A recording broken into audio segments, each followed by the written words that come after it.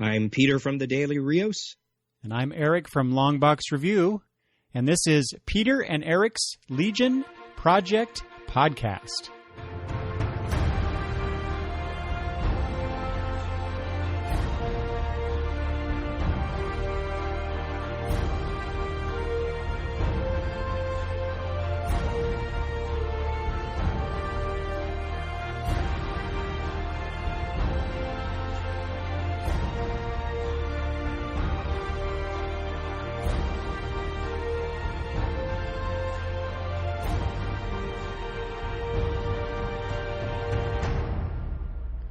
Welcome to episode 8 of the Legion Project Podcast. Peter and I are back again to talk issue number 8 of the Legion of Superheroes. Hey, Peter. Hey, Eric. How's your night? Going very well so far. My house is empty, so no kids, no wife, no noise. Oh, nice. It's a good thing they don't listen to the show. What about you? I heard that you had some noise in your neck of the woods here not too long ago. Oh, yeah. Good old Philly can't ever stop constructing. The whole thing is going to fall into the Delaware River soon. So if you have nobody there, that means this is the special 5-hour marathon Legion podcast. Yes? No? If that's where it takes us, sure. Oh, God, no. Yeah, I know. No, actually, it's funny because we're jumping ahead a little bit ahead here, but as I was preparing my notes for this issue, Peter, I was thinking, this might be a short talk. But then I often think that, and we end up talking for 2 hours. So, Right.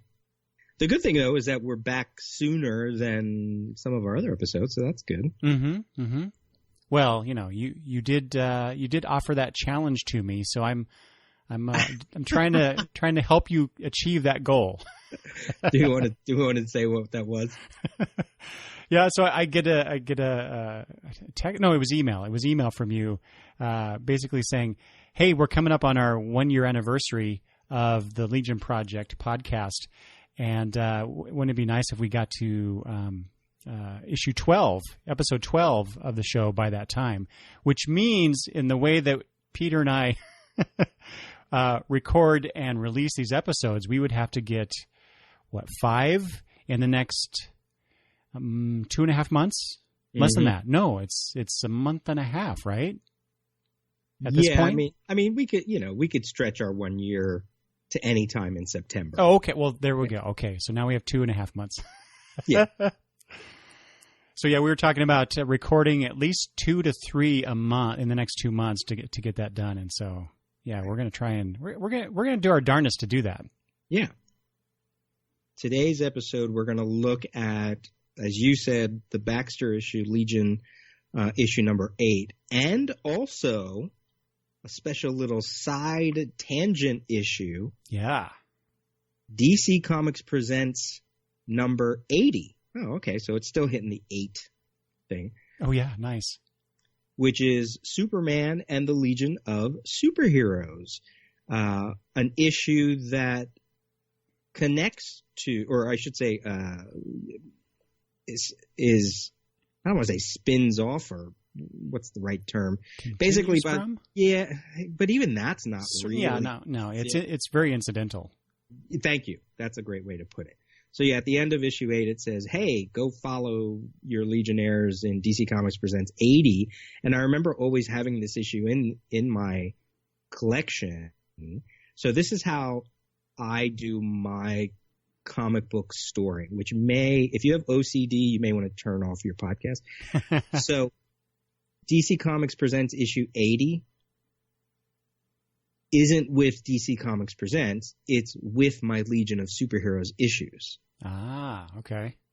But I never knew exactly where it fell because I hadn't read it before. So when we were doing our notes leading up to the recording, I said, "Oh, well, that makes sense because it's all the same Legionnaires on the cover that have been lost in the Legion Baxter issue book." So, so it would go right after issue number 8. So if somebody would go through my collection and go, "Oh, you're missing DC Comics Presents 80," I'd be like, "No, it's just somewhere else." Peter, how do you keep track of that? Do you have notes that say, hey, this issue is actually here in your boxes, or what do you do there? No, I think it's, like everybody's collection is like, their second mistress, right? You know everything about them. Or I shouldn't say second mistress. I should say is like their mistress, I gotta watch myself here. You know your collection, right? Yeah, I guess, I don't know. I'm that way. I know pretty much where things are. Mm-hmm. All my Supermans are together. Action Superman, Adventure of Superman. They're all together chronologically as they were published. I just inherently know because that's the way my collection has been since 1980, whatever. So, which is always a treat because then when you're going through, like sometimes you do forget. And a random Brave and the Bold issue will pop up, or some random, because I just hate when you have a crossover that crosses over into like 4 different titles. They have to go to 4 different places. Well, why can't I just put them all right where the main title is? Yeah, exactly. So that's how I do it. Yeah. I do. This essentially the same thing, but like this DC Comics Presents number 80. I actually have in DC Comics Presents in my boxes. So I don't know that I would personally put it after this Legion issue just because, like I said, the connection is so tenuous, so to speak. So I don't know. But, I do have, like you mentioned Superman, all of my Legion issues I've got from Superboy and the Legion all through the years, and I've got them in chronological order. Right. So, yeah. Titans is the same way. Yep. X-Men was the same way. Batman was the same. Anybody that has any franchise that, really spread its wings, I would keep it all under one section. Mm-hmm. And this is all just a long story short, to say that we're going to be talking about 2 issues today. That's right. Yes. Yeah. First, though, we should give a thanks to our theme song composer, RhoMusic, which you can find links on both Twitter and YouTube on both of our show notes. We always enjoy our theme song. Mm-hmm. Yeah. But I have a little bit of Legion news. Ooh. Also tangential. Also probably, I don't think, in either of our wheelhouses, but I could be wrong. So the Legion of Superheroes team is going to be making its way into the Injustice title. Do you read that? I do not, but I might be now. Yeah, apparently it's Injustice 2 by Tom Taylor. Tom Taylor's the writer. Tom Taylor's the writer. Issue number 65. Wow. This is digital, right? This is a digital. I think it's a digital. I think they release the paper copies eventually. Maybe they don't on Injustice 2, but they were doing it on the first series. Yeah, I think you're right. But and it's just they do more than one issue. They collect more than one issue in an issue because issue 65, that's a lot. Anyway, the Legion of Superheroes are showing up in the Injustice universe. Ah. So what version of the Legion is this? Well, I guess it's the Injustice version. Well, good point. Yeah, whatever that means. The Legionnaires that are pictured are Karate Kid, Cosmic Boy, Chameleon Boy, Saturn Girl, Ultra Boy, and I believe that is Shadowlass. No, that's Shrinking Violet. Oh, it's the Shrinking Violet. I think it's the Shrinking Violet that has Colossal Boy's power. Oh, so okay. She has the green thing in her hair. Yeah, so that would be the Legionnaires, I think, right? Because didn't that Shrinking Violet? That was when she could grow, as I recall. Post-Zero Hour Legion. Yeah. but they don't look like the Archie Legion. Like maybe it's around the time of. I'm not even going to try to guess. So, yeah. So they're going to be popping up in the Injustice universe. Oh, I'm gonna have to take a look at that. Since you mentioned Ultra Boy, I want to see. I gotta see how he looks. I gotta look at my boy. So apparently, I don't know if I should say this. It might be a spoiler for the end of the game. But that's where the Legion connection comes in. So, okay.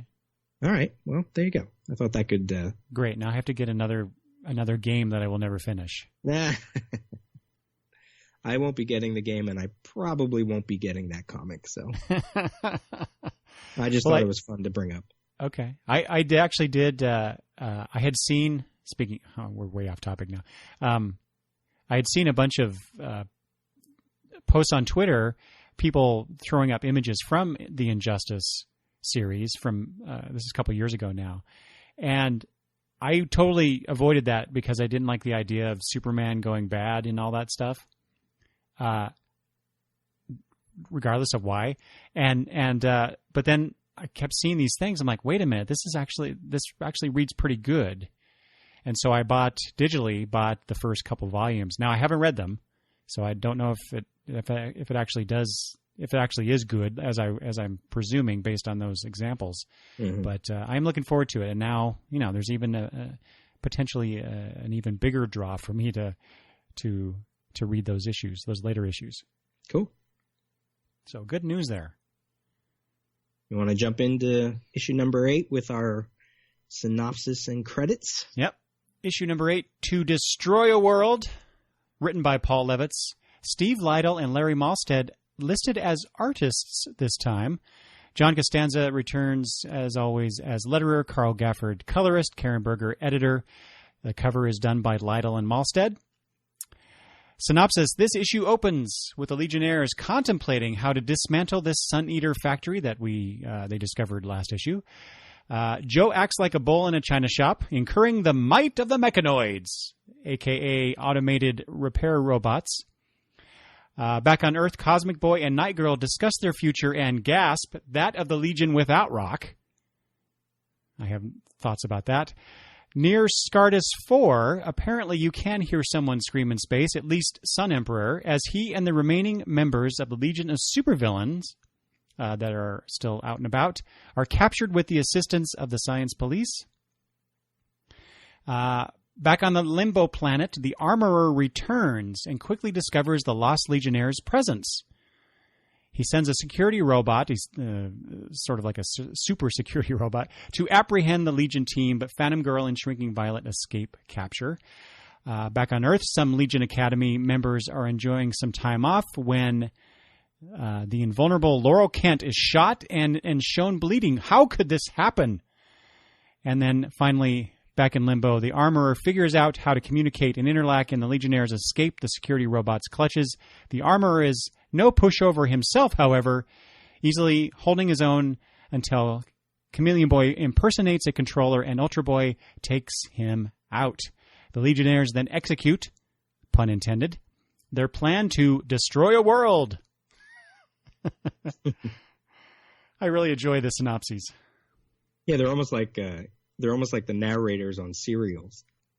You read them like narrators, like on serials. That's kind of what I'm going for, yeah. Yeah. All right. So, what do you think of issue number 8, Peter? What did I think? I definitely liked this chapter more than the first chapter. Yes, I will say that. I thought we were focused on the A plot. It was more consistent this time. There felt like a little bit more development, scene to scene to scene, with the A plot. I thought the subplots were interesting. And I know last episode we both liked the subplots for last issue, but this episode I thought they were all interesting as well. With the Lost Legionnaires, there just seemed to be a linear drive to the end of their choice. I think the titles for both of these issues kind of made sense, A Choice of Dooms and to destroy a world.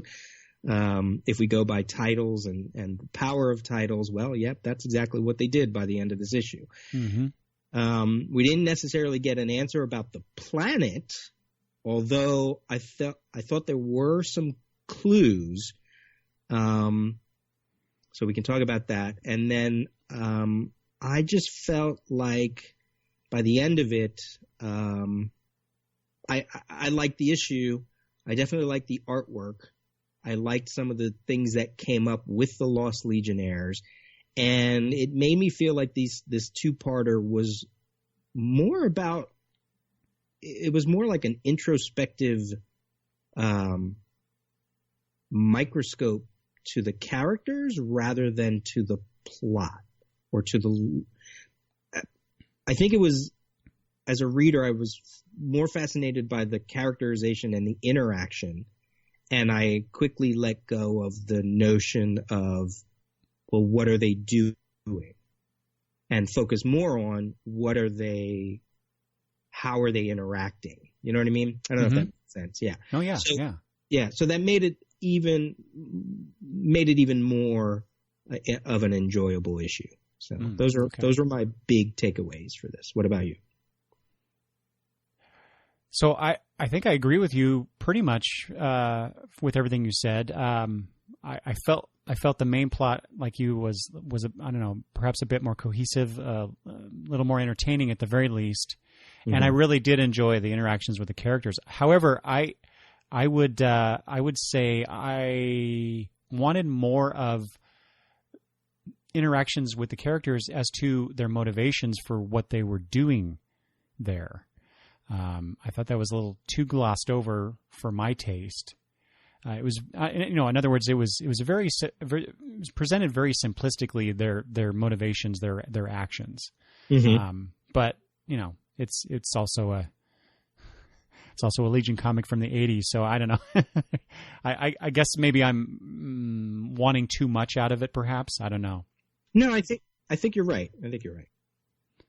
And like you, really the subplots that's what I was more excited about in this issue, even though I enjoyed the main plot more, like I said, but the subplot with Cosmic Boy has got me really interested.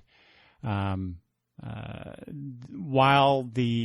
get into that in a bit. The thing with Laurel Kent was, if you look at just that, it's like, oh my gosh, what's going on here?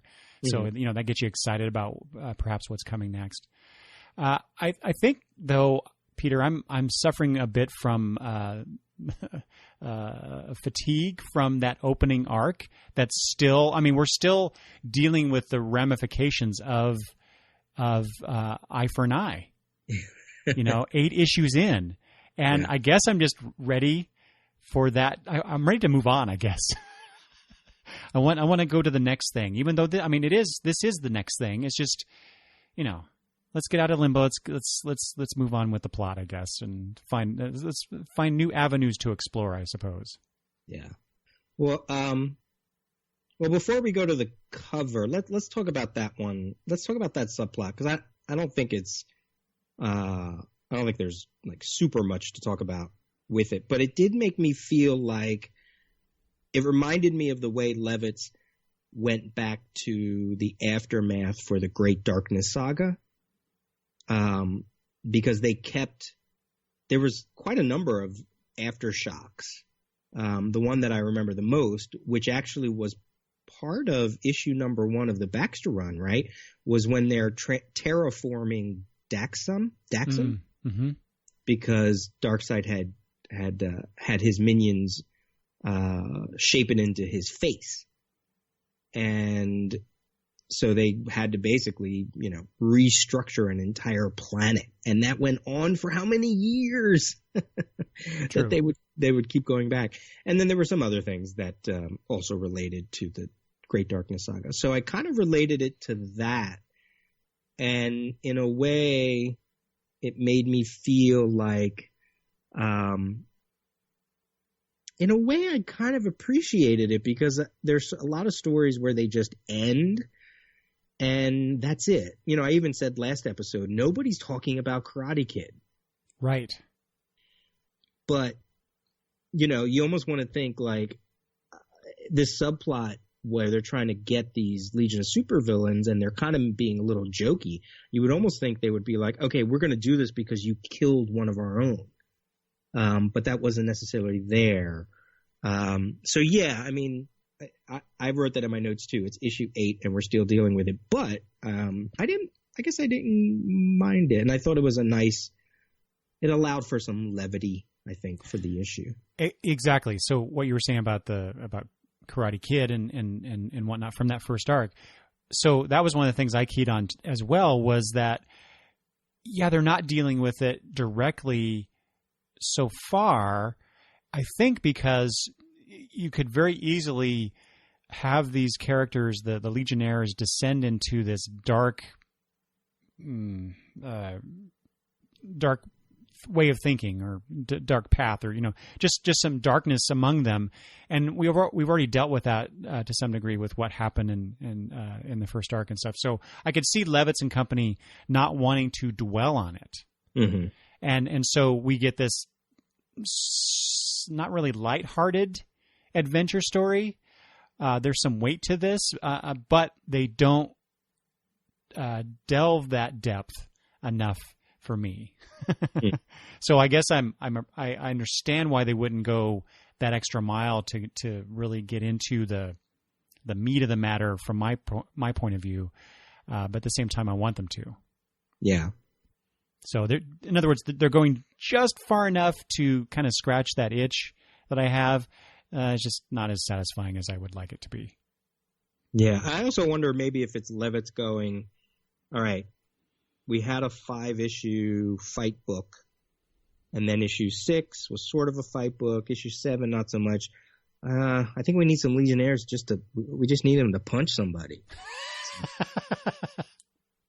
I don't know. Yeah.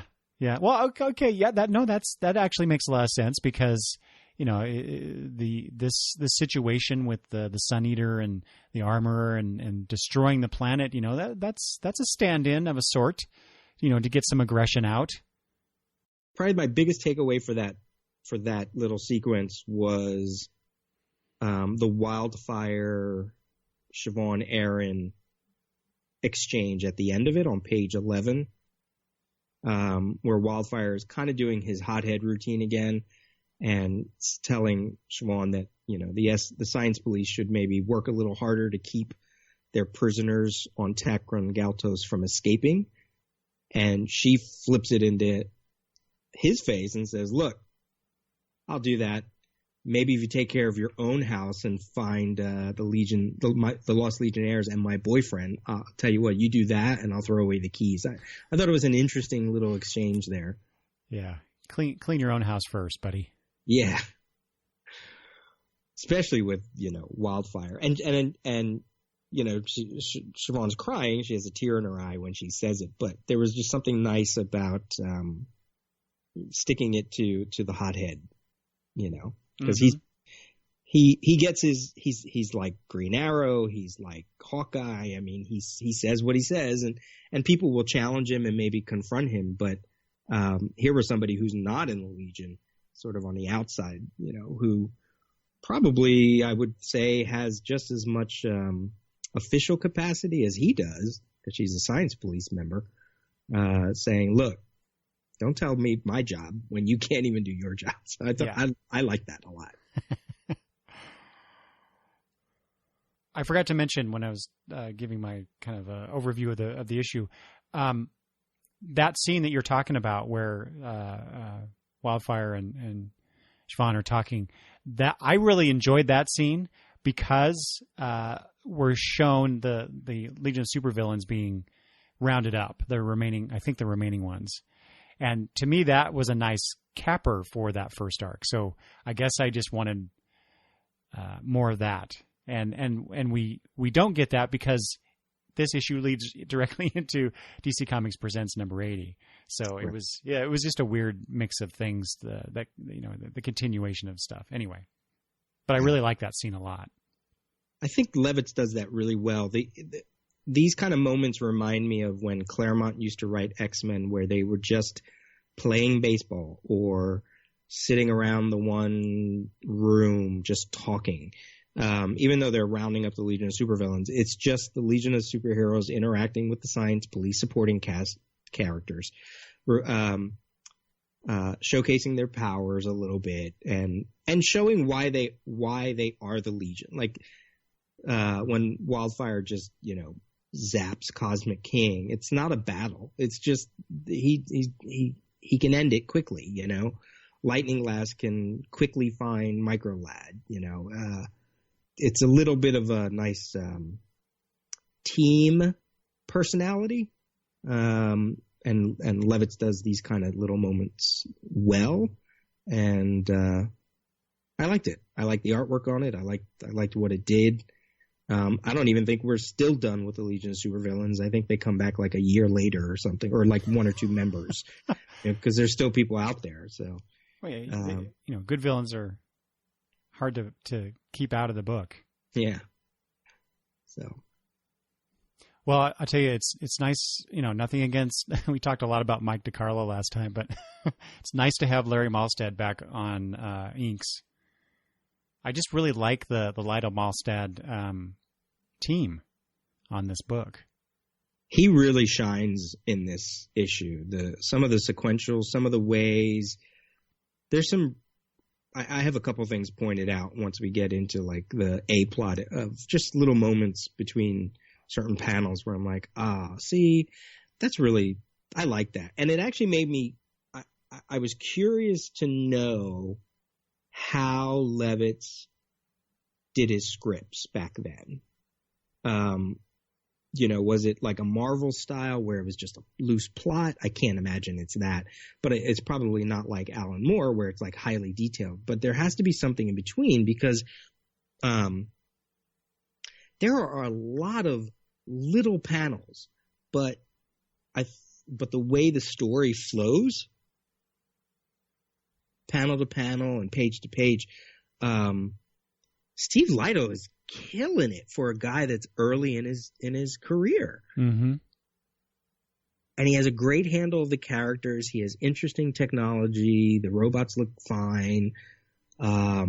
The different camera angles, that the way the camera shifts around panel to panel, page to page. It's not just your standard horizontal panels like a lot of comics today, where it's all very, they call it cinematic, or they call it like almost storyboarding, but it's boring. It's like, give me some difference, different panel layouts page to page. Show me a splash page, show me a bigger panel and then a smaller panel.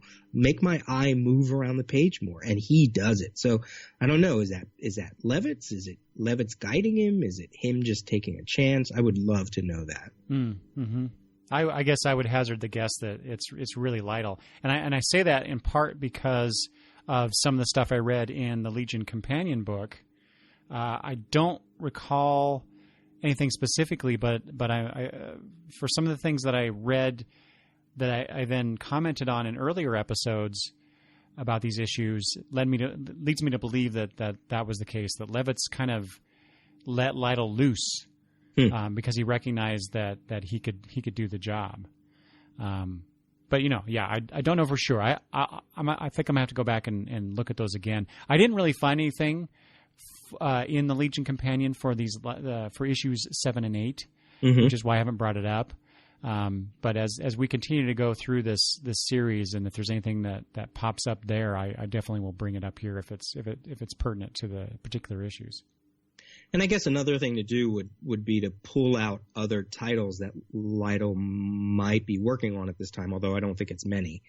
Or maybe look at his Doom Patrol stuff and kind of go, see if he changed his style a little bit, if he still has the same kind of panel structure, or is it just because it is such a huge cast of characters and we're dealing with, one main plot and 3 subplots that he's like, okay, I got to get a lot of story in here. So it's a good fit. It's a really good fit. Mm-hmm. Well, it's funny you mentioned that what Lytle would do differently on other things, but and this is only just partially related, but looking at we haven't talked about the Legion cover, but the Tales of the Legion of Superheroes cover reprint for this issue, for issue 333, is a Lytle cover, but not inked by anybody else, at least as far as I could find. So it's him inking his own work here, and you can really tell the difference between, highlights the difference between an artist inking him or herself as opposed to someone else doing the inks for their pencils. And it's, like I said, I really like Malstead on here doing the inks on his pencils. It's just the faces are different. The body language is a little bit, or the body type is a little bit different. But also, I think this is a year later, right? Yeah, essentially. And so, who knows? Lytle may have his art style may have developed a little bit more since issue 8. So, but I just find that kind of stuff fascinating to look at. Well, let's talk about that. I mean, we're sort of jumping all over. That's all right. Let's. What are your thoughts on the covers? So, well, let's talk about issue number 8's cover, because what I have to say about the other one, besides the art style, is in contrast to this. Mm-hmm. I thought this issue, the cover of this issue is a nice companion piece to issue 7. Which I like that from like a panel to panel type narrative or mm-hmm. flow. So it's kind of like two big panels together. I kind of like that idea. It's kind of like the aftermath of what we saw on the cover for issue 7. And then you've got the looming ominous face at the top of the cover. Which I admit I was thinking, was that supposed to be the armor or the controller? But really from the story, it has to be the armorer. And then you've got, I love how Lytle, I'm assuming it's Lytle that did this, put the logo, the title of the book, incorporate that into the machinery that's in the background. Right. I love that he did that, or that he was allowed to. I just thought that was really cool. These covers both speak to me more than last episode's covers, for the same exact reasons you said. I just think they're more cover worthy. Who am I to say that? And I'm still fascinated that Lytle gets a second shot at the same story, right? So yeah. You get the first one that's a little more narrative. You get the second one that's more picturesque. But they both work. I don't know. I just think I like them. I like them a lot. And I think the goals that a cover, the goals that you want in a cover are met in these two, more so than the last episode. And I don't even know which one I like better. I think I like them both. I don't think I have a favorite. I think they both say something as a cover. One's a little more narrative than the others, of course. I think the Baxter one is more narrative, obviously, like you said. But I'm totally cool with them. No, yeah, I totally understand your point there about the two covers. The only thing I will point out, one thing that pushes issue 8's cover up notches for me, and that is on the Tales cover. You've got the heroic poses of the characters coming towards us, so to speak, on the cover here. But you've got the sun in the background. The Sun Eater, I suppose what's that supposed to be. And to me, it's like they're coming at us adversarially, which is totally opposite of what the story is about, because they're out to destroy that Sun Eater and that planet that's producing it. So I thought that was a weird choice, but I don't know how you could convey that in the way that Lytle has done this heroic cover. Right. So I nitpick at it, but I also forgive it as well. other thing I realized with this issue too, and it's been this way since the first issues, all the covers have had the names of the writers, the writer, the penciler, and the inker listed. Full names, not just last names, full names. And this is 1984-85. So, I know that's been a big thing, maybe not so much recently, but in the past couple of years about, giving cover credit not only to your writer and pencilers, but your inkers, your colorists, your letterers. Then the question is, where do you stop? Right. But here it is in the 80s, and it's not on the Tales cover, but it is on the Baxter cover, right across the top. Paul Levitt, Steve Lytle, Larry Malstead. Mm-hmm. And that's cool. That's cool that they made a point to do that so early on. Yeah, and they did that with the Titans covers too, as I recall. For their Baxter issues. It might have been a thing. Maybe that was a decree for the Baxter line. Like, you got to give credit. Yeah. Yeah, they were certainly ahead of their time. Yeah. And Paul Levitz has always been good about credit where credit is due. Oh, yeah. You want to go into the main A-plot? Sure. Yeah, let's do that. What kind of notes do you have for their dilemma?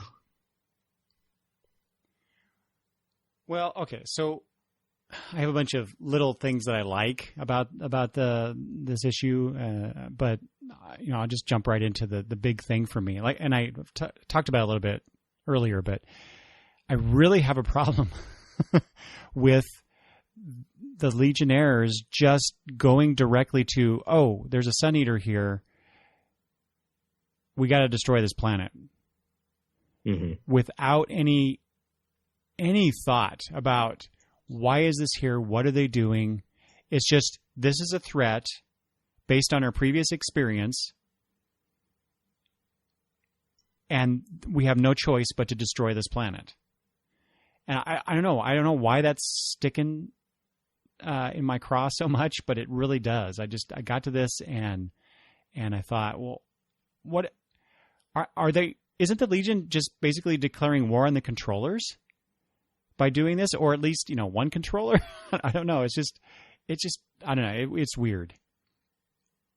It's a reactionary place for them to be, which is not totally. I don't think they can be totally blamed because the planet has been hostile to them. The droids, the armorer, they see a controller. It doesn't excuse that they don't know exactly what he's doing, but and their history with the controllers has been probably more negative than positive. Mm-hmm. I think that's why I said earlier the title To Destroy a World. I mean, they got it stuck in their head that this is what they needed to do with no regard to consequences because they've already made up their mind. Right. Yeah. And it's an interesting place because for readers too, because we should be going along with it, right? Like we should be going along with whatever they say is kosher because they're the Legion. But it also, as you point out, brings up questions of, wait a minute, there might be more to this. And they're not even they're not even looking at that. No, none of them are, right? None of them have stopped and said, well, wait a minute, Right. Yeah. Which puts us as the readers in an interesting, you either go along with it or you do question it like you're doing. Mm-hmm. So then why do you think you have, I guess it almost makes me think, does the writer in you feel like the story is done? No, it can't be done. And that's what I'm afraid of, is that there will be no consequences to this action. It's just kind of a real quick adventure story where the Legionnaires run up against a familiar foe, i.e. the Sun Eater and the controllers. and they do a thing and they move on, Mm-hmm. which I know is a staple of a lot of superhero comics, especially years past, But yeah, it's exactly that. It's just like them not even, as you said, they're not thinking about this at all. They see, they react, and it's extreme. They use nuclear material to blow up this planet. I mean, that is so extreme, and ironic that they're destroying this planet. Given that a byproduct of a sun eater is a destroyer of planets, it's yeah. The comparisons between them and the sun eater, which is basically just a dumb mechanism that, or not even that, it's almost elemental in its being, because sun eaters just feed, right? Mm-hmm. I think that's, under the controller's control, a sun eater can be directed as a weapon, but it's really not malevolent. It just is. It's an elemental force in that way. But right. The Legionnaires have capacity to question, to consider, and they're not doing that. And boy, if that doesn't come back to bite them in the ass, I'm going to be pissed. I liked what you said about like how these stories were prevalent, in older stories, because that is true. There are a lot of Silver Age stories where the mission is wrapped up, consequences be damned. Right. And sometimes there were some, you could extrapolate some consequences that a writer could take away in another, couple issues or a year from whatever that story was. And maybe we'll look at this and say, oh, this was Levitt's kind of tweaking us a little bit, like going, I'm giving you this story, because it is kind of weird that the controller doesn't come back. We don't see him again. We get a little more information from the armorer, but not a lot. And it's in his dialogue where I think there are some clues to the questionable outcome. So yeah, it's going to be interesting. It'll be interesting to see, because even the next issue blurb is misleading. As you said, DC Comics Presents 80 is incidental at best, and it says next issue will conclude the chapter of the Lost Legionnaires. It's not really another chapter. They just come back. It's. I didn't read ahead, but I was looking at the. I think I had to look at a letter page in issue 9 for one of the earlier issues. And just happened to see that, they come back, but it's not like it's a full chapter of them coming back, Mm-hmm. So it's the Levitt soap opera thing, stories just happen, and then they bleed into the next one and bleeds into the next one. And which doesn't excuse if someone's frustrated by this issue and going, wait, that doesn't make any sense. What the hell just happened? But I guess I'm in my head of like these issues are they're all playing the long game, If we're at issue 8 and we're still dealing with the Legion of Supervillains, who knows what'll happen a year from now? Mm-hmm. Yeah. Yeah, it's really funny. I used to, before you and I got together and started really looking at these issues, my recollection of the Legion and part of my love of the Legion were these long-lasting subplots. Mm-hmm. And yet I find myself now reading these and perhaps not enjoying them as much as I recall that I did years ago. And of course, obviously I'm older now. I have different tastes, perhaps. I don't know. But it's just it's interesting to me to think back. Man, I used to love this stuff so much, and it was so great. And I'm reading it again. It could use some work. Well, I mean, maybe you remember the high marks, because that's what I do. Yeah. I know. I remember a lot of the bigger moments, especially when we get into the second and third year. But I don't remember how it all got there. I don't remember how we get there. Mm-hmm. So, yeah, I could see experiencing it the way we are, that it's a little frustrating, but one of the let me go to the I keep mentioning that there are clues that I think I was just going to ask you. Yeah, I want to hear these.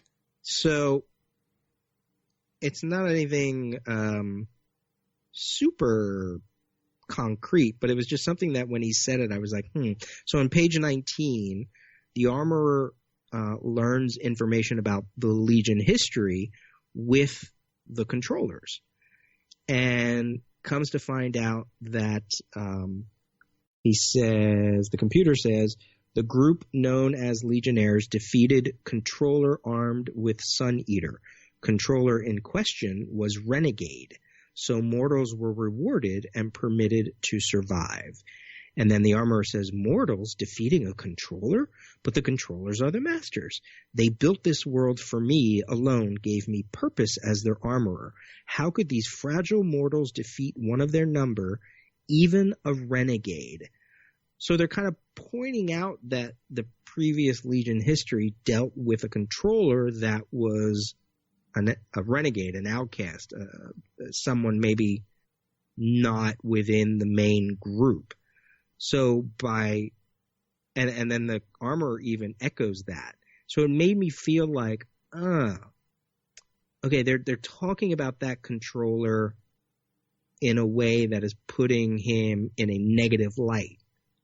So does that mean that this controller or the armorer, even though the controllers, you should never trust a controller anyway, but maybe these are the ones that are more benevolent as opposed to, that guy who set a Sun Eater onto the galaxy because he wanted to be the most powerful being in the galaxy. So those two bits of dialogue made me think, would you talk about a renegade controller like that if you didn't think that what they did was wrong? Right. So, I don't know. What do you think of that? Yeah. See, so that just accentuates what the misgivings I have about the Legionnaires' actions. Right. So they hear this, or at least, right? They hear it. Do they? Yeah. Jan's awake. Right. Melting the robot. Who knows what he heard, but we as readers see this, and like I said, it accentuates my misgivings about it because this controller, even though we did see him last issue treating the armor a bit harshly, perhaps, not knowing the controller's culture, mm-hmm. right? But on the surface, it's like, this guy's a jerk. But previous to that, the controllers rewarded the Legion with a miracle machine based on how they handled, correct me if I'm wrong, handled the renegade controller that's referenced here. And yet they still choose to destroy this planet. It's complicated. No, I think it's valid. I think what you're feeling is valid. I think it's the exact question we're supposed to feel. I think it's Levitt's trying to see if the readers are smart enough to pick up on it. So you think this was an intentional choice on his part to elicit this kind of response, perhaps? Yes. Yeah. Or at least put it in the back of our brain, because how dare we question the Legionnaires, right? Maybe, later, if there is a continuation of this, then it justifies, see, I was right to think that something wasn't right about this story. Mm-hmm. Or if there is a continuation, maybe it's because letter column writers wrote in and say, dude, that was wrong. And then Paul was like, maybe I better do a recap to that. I don't know. Like, I trust Levitt that I think he might be playing a long game. Yeah. So I certainly hope so. I don't know. I'm curious if that, obviously curious if that turns out to be the case. It's funny you mentioned the letter writers, because I did for once go to a future issue and looked for issue 8 reactions from the letter writers.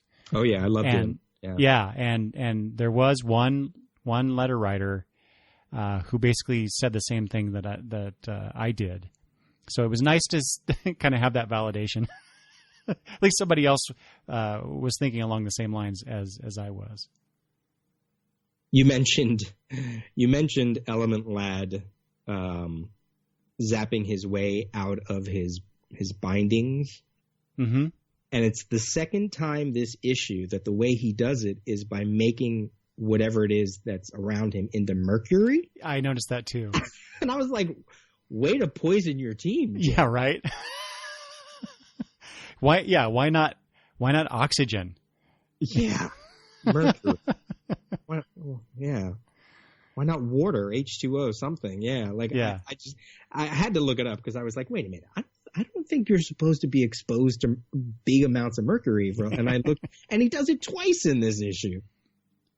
Well, and since we're talking about Jan's powers, that's one of the things I noted about this, and this goes back to I assume this is the colorist doing this, perhaps, but the way that they show Element Lad using his or activating his powers with that blue kind of bolt coming out of his hands. Mm-hmm.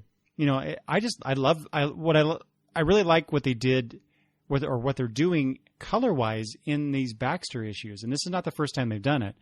But they just put color shapes, like I said, him blasting his power out there. And there's some other things in here too like that, where it's just color on the page. It's not being defined by lines, by inked lines or anything like that. It's just there. And it just really pops on the page in that way. I really like that. And I don't know. I kind of wish we would see more of that kind of stuff nowadays. I don't know. I really dig the way that the colors are done in this Baxter run. Yeah, I want to say that was done with like a different plate. Like whenever you wanted an effect like that, you had to have a different plate. Oh, yeah, that makes sense. If you go to like page 8 where they put that vest on Sun Emperor. Oh, yeah. He uses his powers, and it's the same thing. The shape of him, there's no ink lines. It's just color. Mm-hmm. They did that a lot in. I remember Perez talking about that in Crisis number 1, but that paper stock, the process I think was flexograph, and it was not good, and all those little plate things kind of were like off by. I remember that. Yeah. So, but here it works. It works a bunch of times, and that was the benefit of Baxter paper, I guess, or maybe the production value. Yeah. The other takeaway I had for the plot, the main plot, there's a couple little things here. Phantom Girl, who's one of my favorite Legionnaires, when the boys get captured, she finds it almost as a way to showcase that she can do something. Yeah. And not just be the girl that phases through everything, and not just be Ultra Boy's girlfriend. So she says on page 15, she says, that's almost a pleasant change. This will be the first time since we started fighting the Legion of Supervillains that I've had a chance to show my stuff. And we've had that conversation about Levitz targeting the female members, trying to give them a little bit more personality, trying to maybe even just give them personality. Whereas the men tend to have personalities, sometimes based on their powers, but the women's powers sometimes are a little more defensive as opposed to offensive. Shrinking Violet shrinks, Phantom Girl fades away. So I liked that. I liked that he's giving her, especially as a long-standing member of the Legion.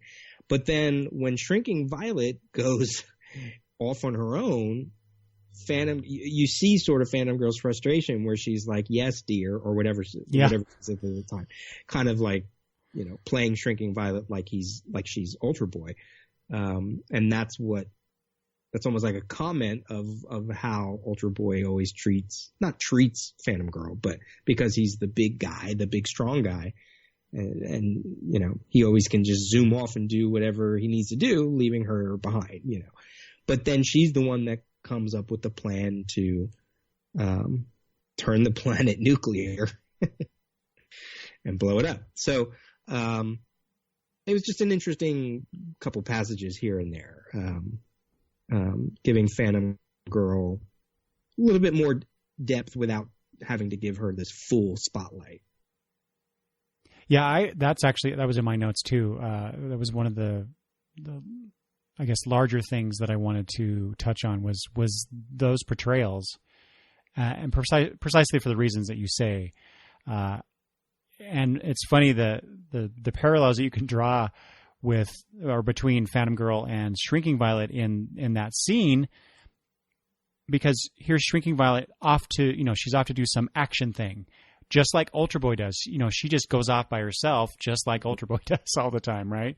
So, and yeah, you get that reaction from Phantom Girl, and she says specifically, "Whenever you're finished, dear." And the way that Lytle has drawn her, she's just kind of leaning on some machinery. Just you could almost see her kind of drumming her fingers on the console there, waiting for this thing, and then Vi is going off, and she's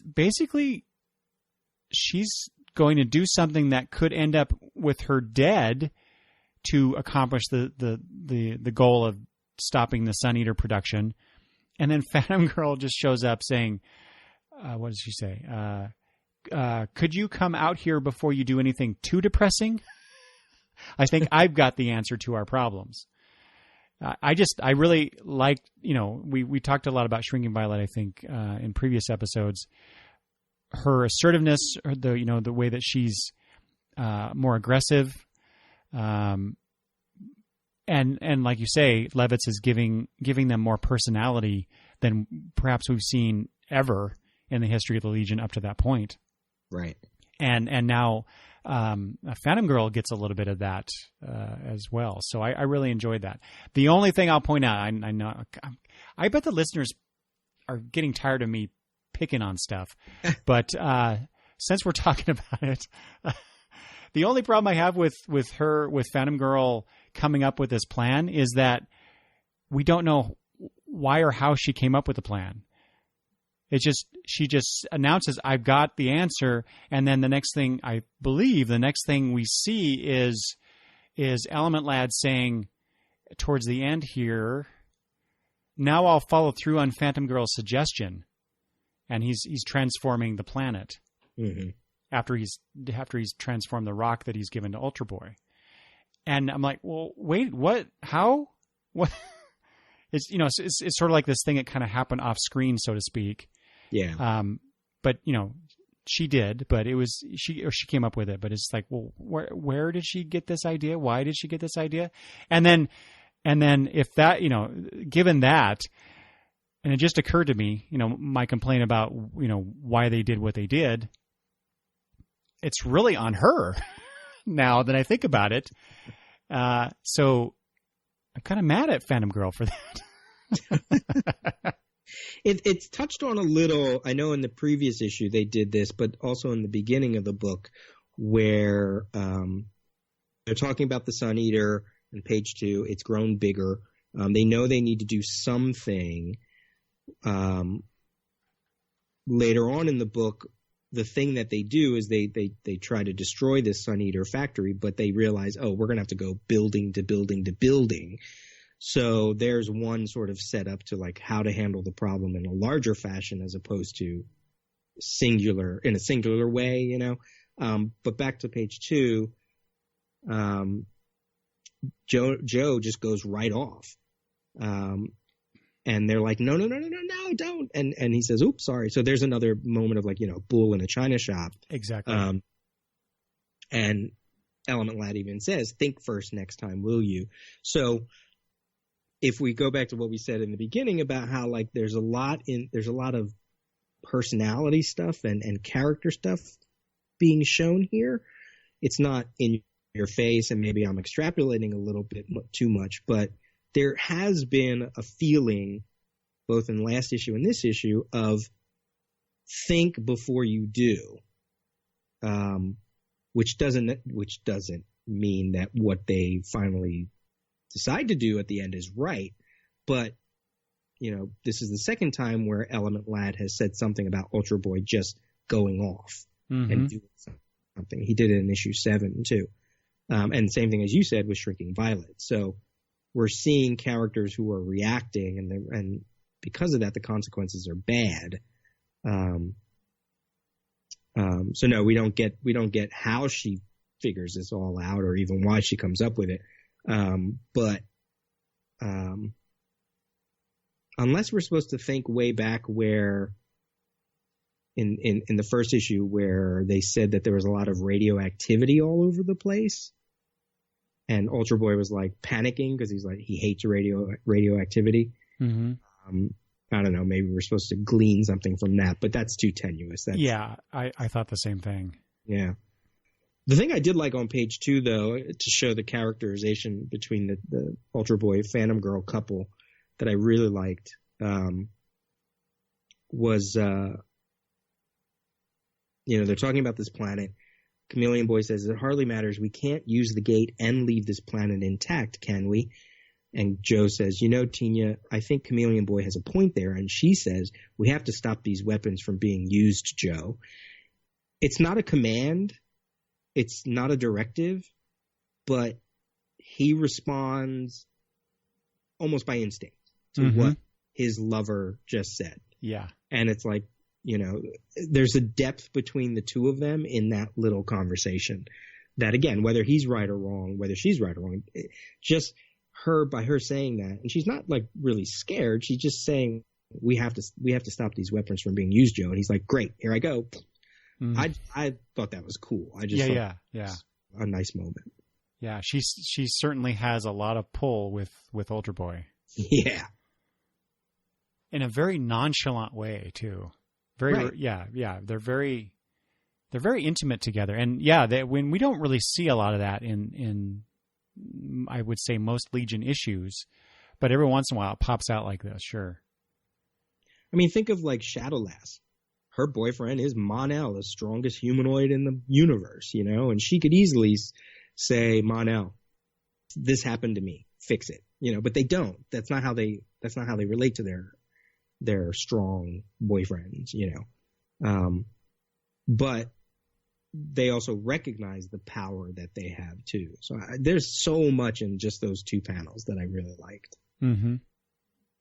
Well, yeah, even that panel that you talked about with Chameleon Boy, in his statement, you see Phantom Girl reacting to what he's saying there, and she's kind of got her mouth open like, oh my gosh, he's right.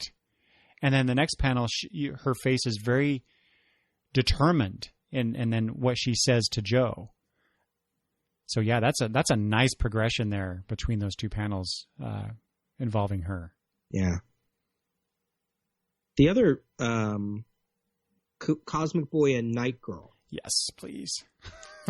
The one takeaway that I really liked in continuing with this whole like relationship thing and character thing on top of page 7, where she says, boy, you sound so calm and collected, but I always thought that the Legion was more important to you than anything, even me. I only tried to become a member to get near you. And Cosmic Boy says, which was a very silly way to start what's become an exemplary career, dear. And there's a larger issue to this subplot, but I'm just focusing on this little character thing. Again, sort of like Paul Levitt's looking backwards at how these characters were first presented and going, there should be more to it, where it's the 1980s, it's not the 60s anymore. People don't join teams because they fall in love. Maybe that's the way it should have been, or maybe that's the way it was, but really there's more to this character than that. And Cosmic Boy's response is a little condescending. Yeah. where he's like, oh, that's a silly way to start. But I think it's more Levitz commenting on the situation rather than Cosmic Boy commenting on the situation. Right. Yeah. So I liked that little bit. You know, even because she like walks into the whole scene and she's like, hey, let's go dancing on Cthulhu. You know, she's kind of, I always thought of Night Girl as like this 60s go-go girl because, you know, especially like in her first appearances, she had like a cat suit and a beehive haircut, and she always felt like something out of, you know, Mod Squad or Laugh-In or something like that. So it was nice. It was nice to again give another little, just another expansion of personality. And she's kind of the, I won't say antithesis of Phantom Girl, but they're coming at things from a kind of a different direction in a way, maybe, you know, because she's very much, well, let's get out of here. You know, let's go have fun or whatever. And like you said, she reminds us that she tried to become a Legionnaire just to get near Cosmic Boy, and Phantom Girl wasn't that. She didn't join the Legion because of that. She joined because she wanted to be a part of the Legion, and you know, the whole Joe thing came later, and she's very committed, you know, especially in this issue, to doing something, to accomplishing something. Whereas, and I love Night Girl, but she's very much let's go have fun and not worry so much about what's going on here type of personality. At least the way that she's portrayed in this scene. And she's an outcast. She's not a full-fledged Legionnaire. Well, that's true. You're right. You know, yeah. She doesn't have that drive or that connection. Yeah. Or it's different anyway. But yeah, I don't know. Just the way that she talks about asking Rock, will you come back home with me for a while? I've only been asking for years. In comparison to how Levitz is portraying Phantom Girl and Shrinking Violet, this portrayal just kind of falls a little flat to me with Night Girl. But then again, we don't really have a whole lot to go on with probably all of the female characters in the Legion books. Yeah, because we're, like you say, Levitz is really trying hard to give them their own personalities, their own backstories, their own motivations. And some of them may work better than others, perhaps. And without that having been developed over time, unfortunately, the female characters probably come across a lot like ciphers in the stories. Mm-hmm. You know, they're little more than love interests for the male characters until this point. Right. And she gets better. Oh yeah. And I don't dislike the way she is here, but she definitely does get better. Yeah. Yeah. Just in comparison, it kind of doesn't paint her in the best light, I guess. Yeah. Do you have anything else about the main point of that subplot? Oh, just like Ultra Boy, Cosmic Boy is one of my favorite Legionnaires, and the fact that he states explicitly here, my exit might be the perfect catalyst for shaking things up in the Legion. I'm like, Cos is leaving? What? Yeah. But it more so than the Laurel Kent getting shot a couple pages here, this plot, and I already know that there's going to be a Legion drive, membership drive coming up, which is what this is leading to, but it really makes me curious what specifically Cos is up to besides the membership drive thing. And he says something very curious in here. He says, in response to something that Night Girl says, my mind's fine. It's the rest of the Legion that I sometimes think has lost theirs. And I thought, what? Where's this coming from? And then you couple that with something that came up in the letter column in issue 11, I think it was. in response to issue 8, let's see here. There is one of the letter writers talks about how the team is off to that reader, and not having the stable core of the Legionnaires, or the stable core of Legionnaires that kind of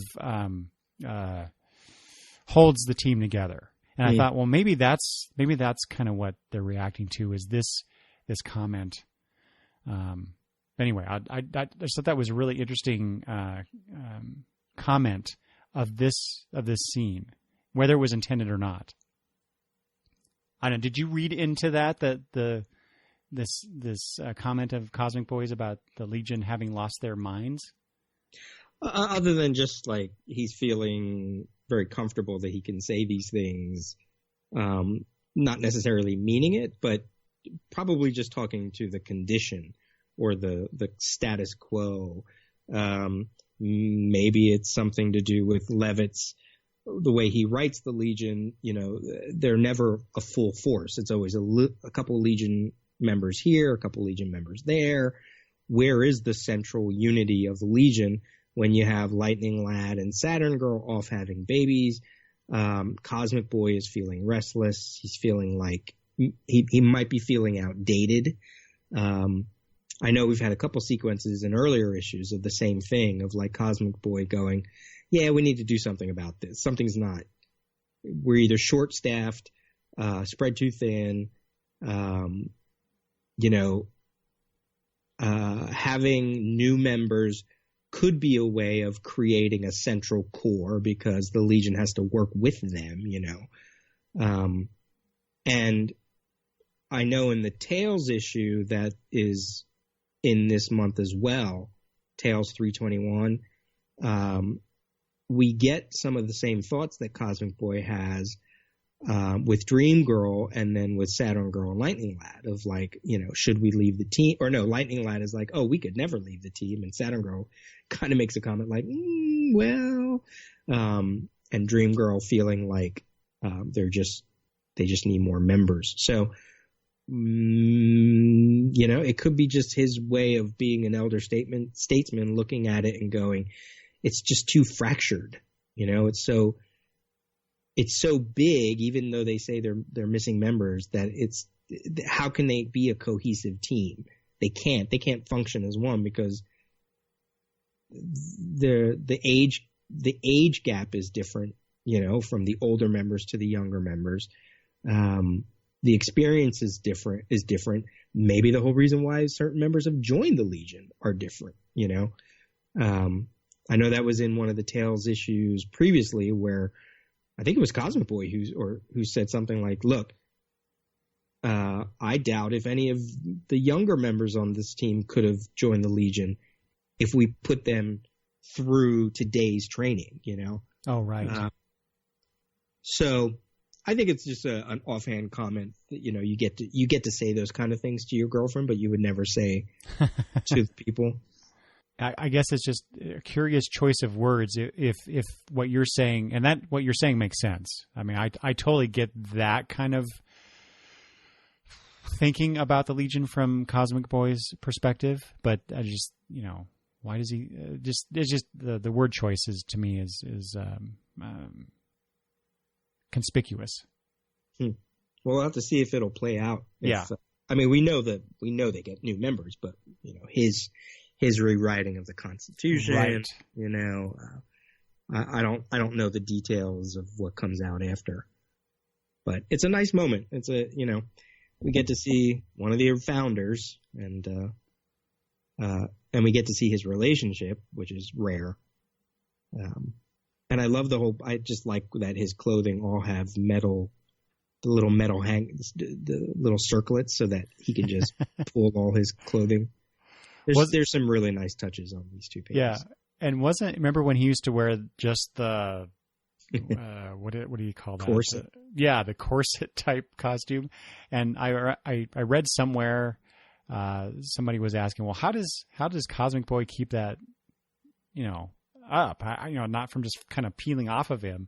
And I think it was Cockrum or Grell. I think maybe it was Grell who made the comment of, well, there's metallic fibers in it, so his powers are holding it up. And I thought, well, that's a cool idea. Since we're talking about that subplot, do you have any words about the Laurel Kent thing? Oh, sure. Okay. Well, what'd you make of it? Because I know the outcome of this, but you don't. What did you make of that? Well, I do know that down the road, because I did get the Millennium event book, so I know that there's a tie-in there. But what I find curious about that is that doesn't get resolved for another, I think, 30 issues or so. Yeah, that's something different. There's definitely it is. There's definitely. Okay. That's a whole other thing. I know. What you're so this is actually this is a thing. This is going into a thing before that thing. Oh, awesome! See, I just assumed that. Well, because the reason I say that is because, at least according to, because I looked ahead, so to speak, I did a search for Laurel Kent to see what issue she appears in, because like I said, I remember that Millennium tie-in issue. Not that I've read it, but I have it, so I've seen it. And so I was wondering, well, how between now and then, how many issues? And it was like 30 issues. I'm like, wait a minute. So as I recall in my research, she only appears for another couple issues and then disappears from the book until the Millennium thing. Mm-hmm. So this gets resolved pretty quickly then, I take it. Right. Okay. Well, then I'm even more intrigued. And who is Laurel Kent? Well, she's supposedly a descendant of Superman, right? Right. So we've had a descendant of Batman. Oh, right. We've had a descendant of Superman. Oh, my gosh. I talked about last episode, the descendant of Oliver Queen giving tours around the Legion of Superheroes. You just blew my mind, Peter. Right. Something's happening. Sweet. This is going to be great. Yeah. I think I said it before, I love the Legion Academy. I love whenever they go to Montauk Point. I like it because we're in the future. We always are surrounded by technology. But when we come to the Academy, it's always sunny skies and water and rock, like they're enjoying nature. We get to enjoy nature. We remember that the future is not always just about technology. Comic Queen is so goofy. She's the Valley girl of the group. I love her dialogue. And Laurel Kent as a character is certainly intriguing. She's a Superman character. That's no small thing. So it's always interesting to see what they're going to do with her. And, we have a mystery building, and that's really all that subplot is for. But I'm anxious to get to that to see, because I don't quite remember how it plays out, even though I remember where it plays out and some of the beats, but I don't remember all of it. So I think I'm going to be more interested in your reaction than my own. So that's really what that subplot's about. All right. That's very cool. A nice tie-in to the 20th century, sort of. I only have a couple more things about this particular issue, and then we can move on to the DC Comics Presents issue if you want. Great. I missed talking about this earlier. Just on page 1, this is an art thing. I talked about the splash of color on here, and we get that with the flames of the Sun Eater coming off of it. But more importantly, I really liked how they just took the pencils that Lytle laid out for the surface of the Sun Eater here, and that's it. They just took the pencils, put the color on it, and then they have the background and material. But I really like that. I thought it was a great way to depict the surface of a sun, I guess, in this way. I just really like that. And then you had mentioned this earlier in the scene where the Legionnaires are rounding up the villains. And I loved the way that Lightning Lass uses her powers to find Microlad. Mm-hmm. Just kind of low-level blasting at the surface. And just kind of the lightning just kind of dancing over the ground and crackling and popping and before it zaps Microlad. That was a really cool depiction of the use of her powers. She's so much more confident. She even says it, where she's like, what does she say? You might have been able to hide from Light Lass, but not Lightning Lass. Yeah. A little melodramatic, but okay. Yeah. I had a couple art things like you did.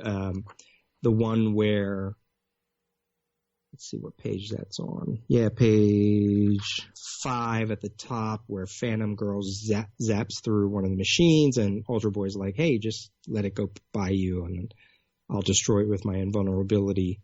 There's some nice. That's very simple, but it's a nice little sequence there. On page 4, that panel with Chameleon Boy with 2 of the robots destroying themselves behind him, and he's kind of looking over his shoulder. It's an interesting a different way to show action, over the shoulder of somebody. The page 9 where Wildfire zaps Cosmic King, and we see the energy pouring out of the cave, but while that's happening, we also see Gigi zapping Spider-Girl. So it's there's like 2 things going on at once in that panel. Just the sequential nature of it. The marriage of words, pictures, stories, action. It was a fun issue to read, Page 11 where they're zapping the villains away into the ship. You have that long sequence, long panel with Spider-Girl and Sun Emperor, and it's them being zapped up. So not only is it a panel, but it's also the beam, the tractor beam that's pulling them up. So it's like, they're using the technology as the panel, which I think is cool. Oh yeah. And then you also get the continuation of that in the adjacent panel with them in the background, which is a nice segue. Little things like that. I thought this just was a good issue to look at. Mm-hmm. It made sense. It was clean. I enjoyed it. I'm not saying it's the best issue ever. It was a nice way to read a comic. Visually appealing, very visually appealing. Yeah.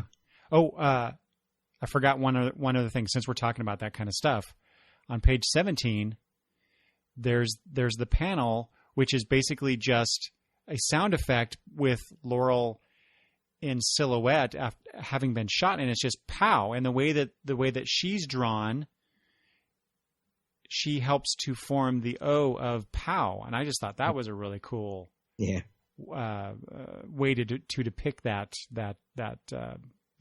bit of action.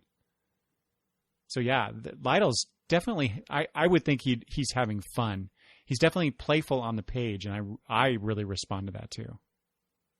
I had a couple things from letter columns. I also look ahead, and this was from issue 13, where Paul Levitz is addressing the decision, and I think you touched on this too. He says, whether or not the Sun Eater might have been designed for a noble purpose, not that nobility is necessarily the same in everyone's eyes, and the Legionnaires might have disapproved even of a benevolent motivation claimed by the controllers. It does seem like there's another story in that mix somewhere. Yeah. But do we get it? And then from the letter column of this issue, Paul Levitz addresses sagas in general, and he says every story has its most important protagonists, regardless of the size of the cast, which I thought that was cool.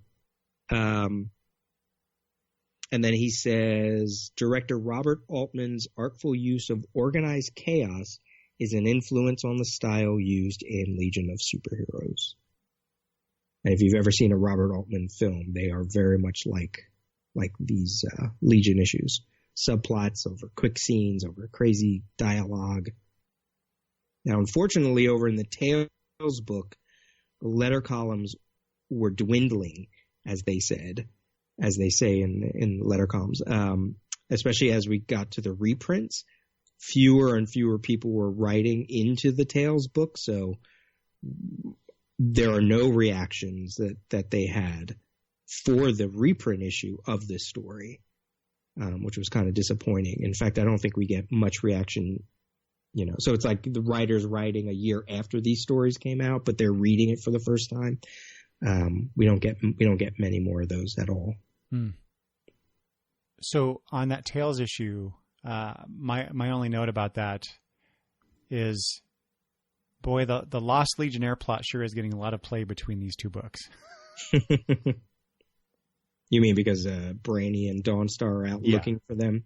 Yeah, and they end up getting a little lost themselves, so to speak.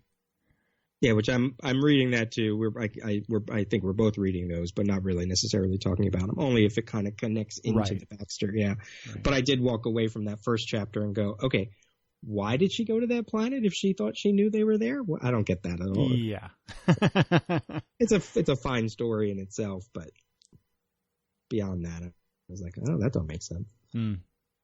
All right, so DC Comics presents issue 80. Yeah. Let's see. This is Paul Kupperberg writer, Kurt Swan penciler. So we get a long-time Legion artist back again. Dave Hunt inker, Ben Oda letterer, Gene D'Angelo colorist, Julius Schwartz editor, under a cover by Eduardo Barreto. Nice cover by book. Mm-hmm. I always like Barreto stuff. Yeah. And he was a cover guy around this time. He did Action and DC Comics and Superman and Supergirl. He burst onto the scene after a while and was doing a lot of covers before he would jump onto Atari Force and then New Teen Titans. I mean, just to summarize this, it's really just they go through the gate, but they come up on this weird another limbo. Yeah. And find this floating replica of Metropolis that was created by Brainiac, the metallic robot Brainiac. And they fight a bunch of Superman robots. And then, of course, our Superman, the real Superman, travels because he's so powerful pre-crisis to this limbo on his own and gets mistaken as one of the robots as well.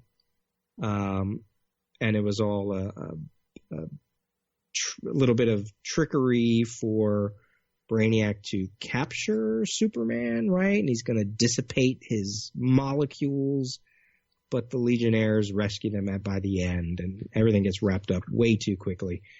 And I'm really shortchanging the plot, but that's how I felt about the book. So yeah, I thought of this. I summarized it for myself as, what an odd side trip for the Legion on this thing. Yeah.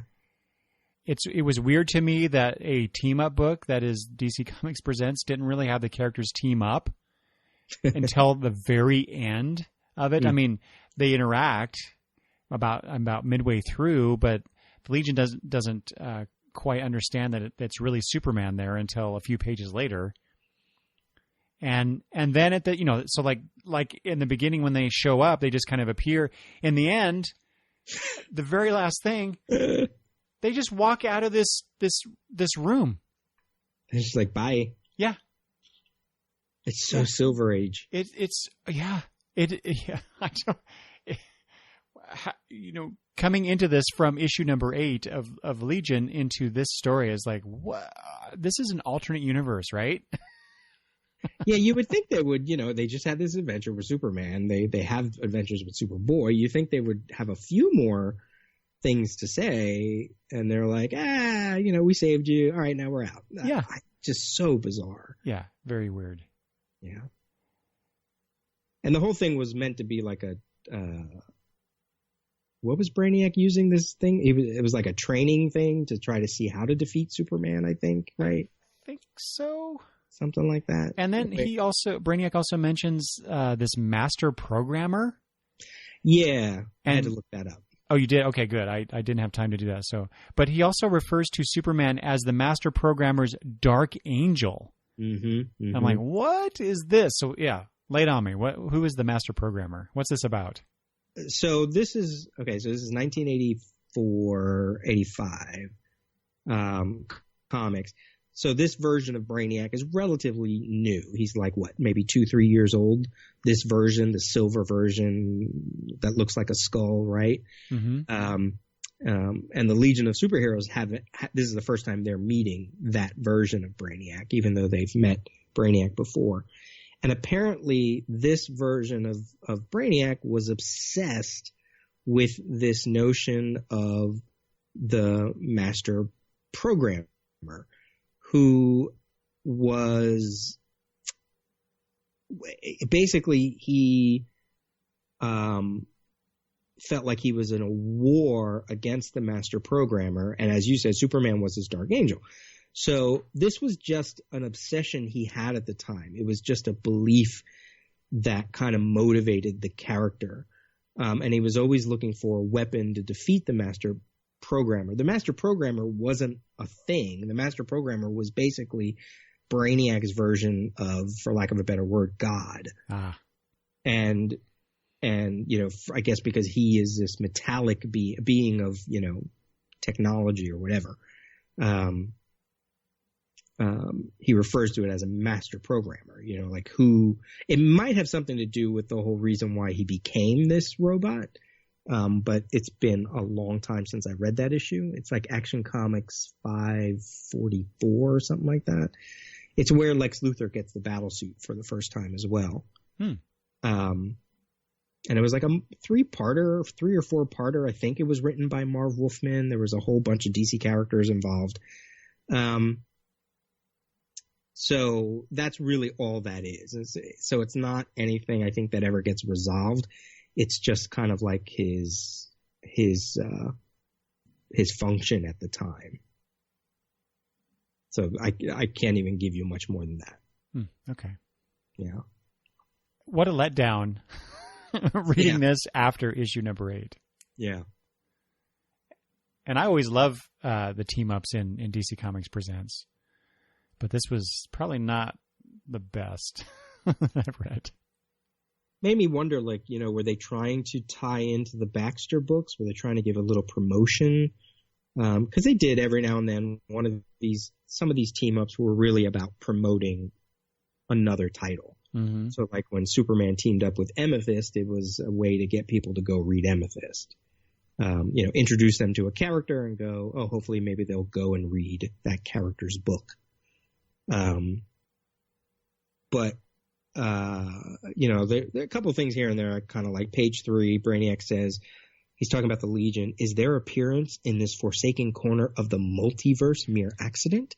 So, he said the M word. So I think that was interesting. Yeah, I put that in my notes too. I liked how the multiverse is referenced a few times and kind of goes along with the whole limbo aspect in the Legion book.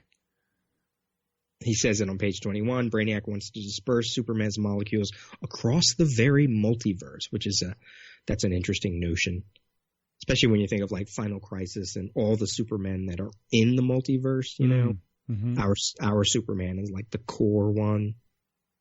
I did page 18. Superman says about Ultra Boy, as strong as he is, his blows shouldn't affect me this bad. He's just a boy. Which, sure, if Superman is in his 30s, he's supposed to be like, well, pre-Crisis, he always felt like he was like late 30s, if not early 40s. But Ultra Boy can't be that young that he would consider him a boy, right? Like, I feel like Ultra Boy at this point should be, if he is a teen, he's 19, or I get the feeling like he's more like in his early 20s by now. Yeah. Mm-hmm. So I thought that was a little interesting.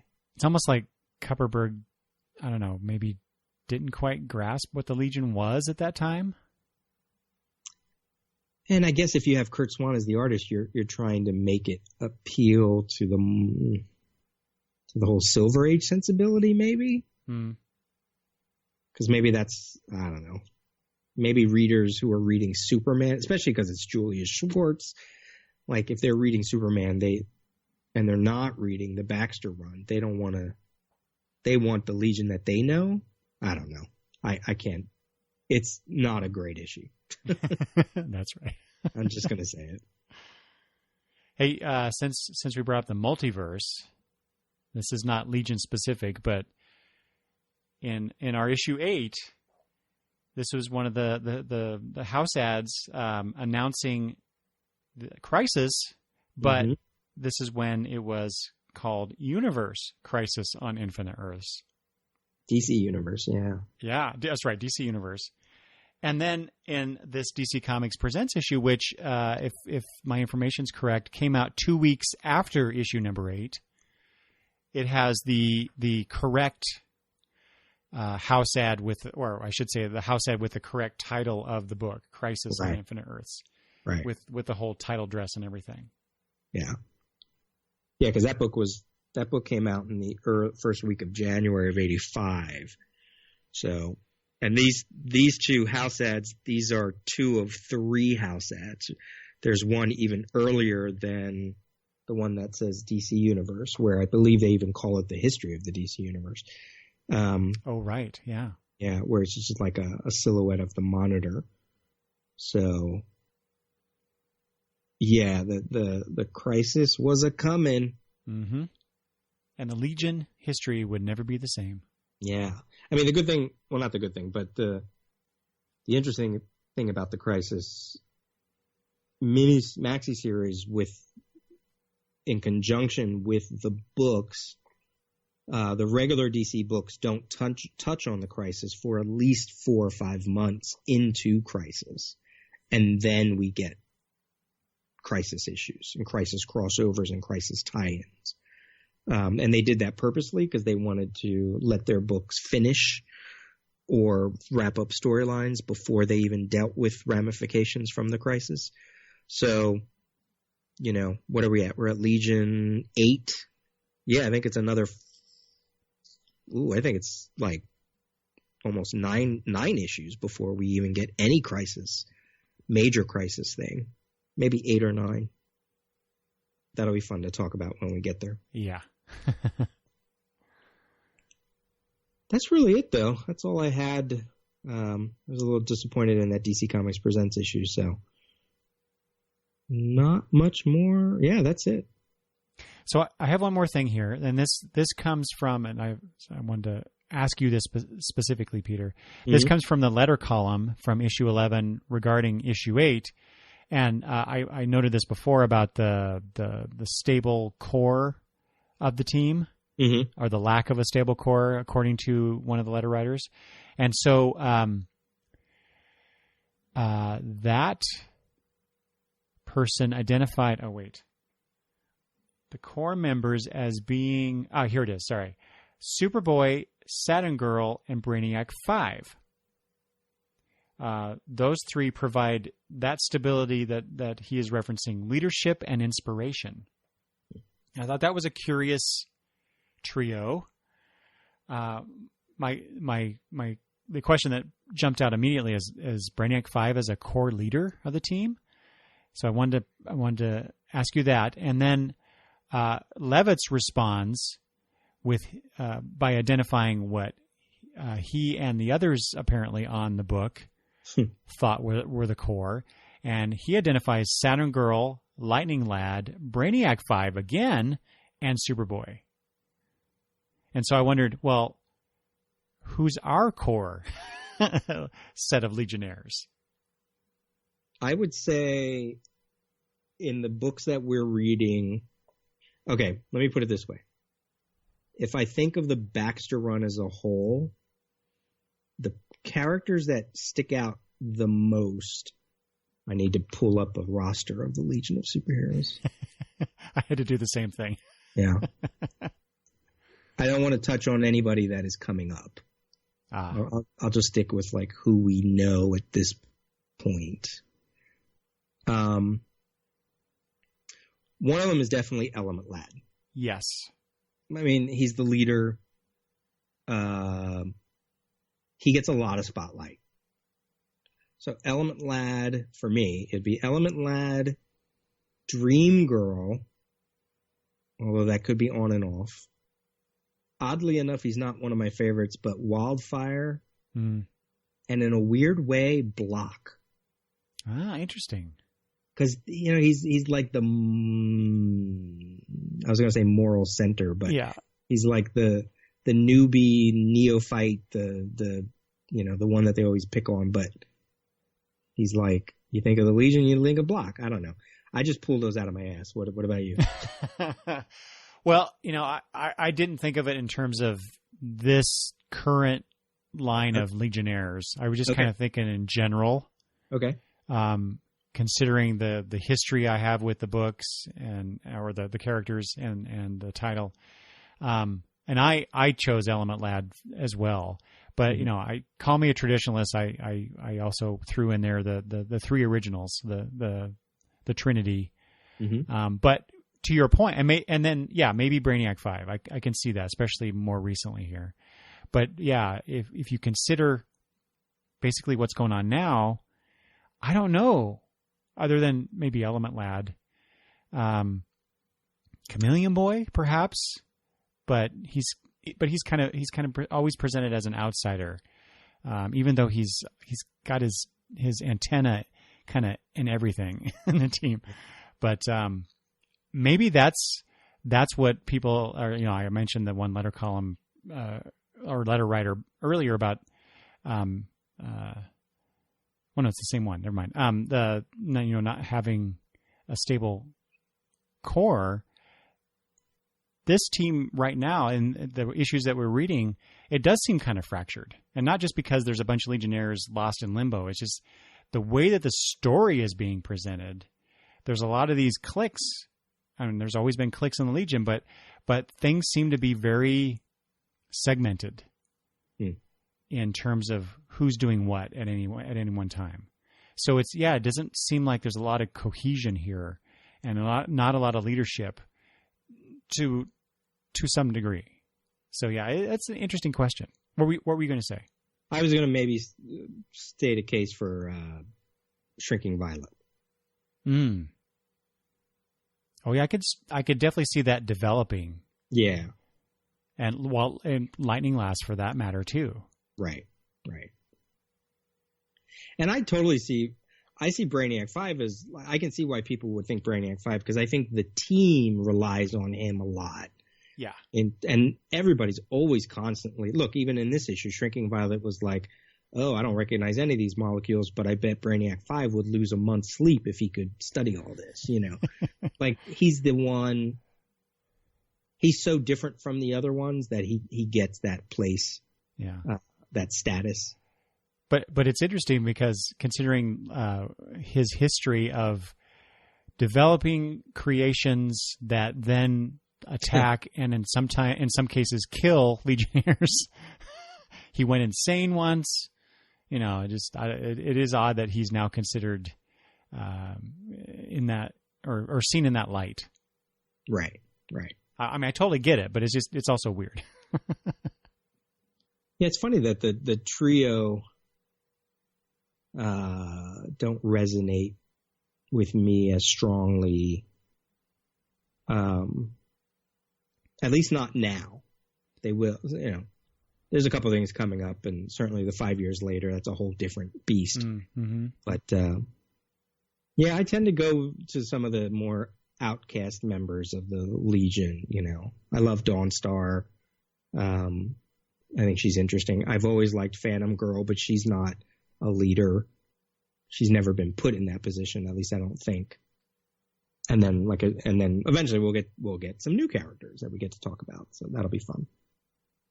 Yeah, I would like maybe we can come back to this question when we get further down the road, where a certain group of Legionnaires deal with Time Trapper. Mm-hmm. That's years away, but that's an interesting mix of Legionnaires and how what they do has consequences. Right. So maybe those would be a core, a weird sort of core, considering that they're clandestinely doing what they're doing. Right. I don't have anything more to say about that. All right. Neither do I. Well, like always, you can reach us individually. If you have any comments on this episode or future episodes, by all means, you don't have to wait for us. If you have something about something that's coming up, please let us know. You can reach me, Peter, at thedailyrios.com. And myself at longboxreview@gmail.com. Cool. And we will be back for issue number 9. Number 9 for you Beatles fans. Okay, Peter, let's do our outro. Let's do it. Here we go. Long live the Legion Project Podcast. Just try to sync that up now. I'll do it. All right. It's been great talking with you, Peter. You too. Have a good night. You too.